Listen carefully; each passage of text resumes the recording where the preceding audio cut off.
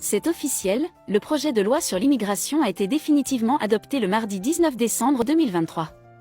GFM Assistance va t'expliquer à travers cette vidéo ce que contient cette nouvelle loi.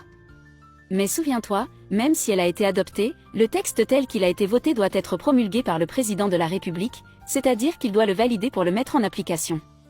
Si le président de la République n'est pas d'accord, il pourrait envisager d'utiliser l'article 10 de la Constitution qui lui permet de demander une nouvelle révision. Voici donc les mesures essentielles qui ont été votées. D'abord parlons de la régularisation des travailleurs sans papier. La nouvelle loi accorde au préfet le pouvoir de régulariser au cas par cas les travailleurs sans papier exerçant dans des métiers en tension. Pour pouvoir bénéficier d'un titre de séjour, le demandeur devra prouver qu'il réside en France depuis au moins 3 ans et fournir 12 mois de fiche de paie sur une période de 2 ans. Le travailleur sans papier pourra effectuer ses démarches seul en préfecture sans le soutien de son employeur.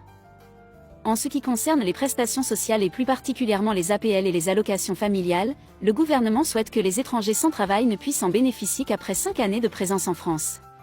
En revanche, les étrangers qui travaillent pourront les percevoir dès 3 mois de présence sur le territoire français. À noter que les étudiants étrangers et les réfugiés ne sont pas concernés par ces nouvelles règles. En ce qui concerne la nationalité française, il est important de noter que le gouvernement a décidé que les binationaux reconnus coupables d'un crime contre les forces de l'ordre seront déchus de leur nationalité française. En ce qui concerne le droit du sol, la nationalité française ne sera plus automatiquement accordée à l'âge de 18 ans aux personnes nées en France de parents étrangers. Désormais, les individus devront faire une demande entre leurs 16 et 18 ans pour l'obtenir. Concernant le regroupement familial, le gouvernement a durci les conditions. Ces changements impliquent un allongement de la période de présence requise pour celui qui fait la demande, passant de 18 à 24 mois, ainsi que des critères stricts concernant les revenus financiers et la couverture médicale. En ce qui concerne l'aide médicale d'État pour les sans-papiers, le texte abandonne sa suppression et promet une réforme en 2024.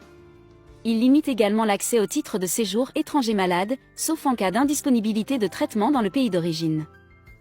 En ce qui concerne les personnes qui viennent s'installer en France avec un visa étudiant, ils devront verser une caution. Cette caution vise à couvrir les éventuels frais liés à l'expulsion dans le cas où il se verrait notifier un refus de séjour avec une obligation de quitter le territoire. Sachez également que le gouvernement a interdit la rétention administrative des mineurs étrangers, a instauré des quotas migratoires pour les 3 prochaines années et a également mis en place des amendes pour les personnes séjournant de manière illégale en France. Enfin, si vous avez des questions, n'hésitez pas à les poser dans les commentaires, que ce soit en langue française ou en arabe, l'équipe de GFM se fera un plaisir de vous répondre. À bientôt!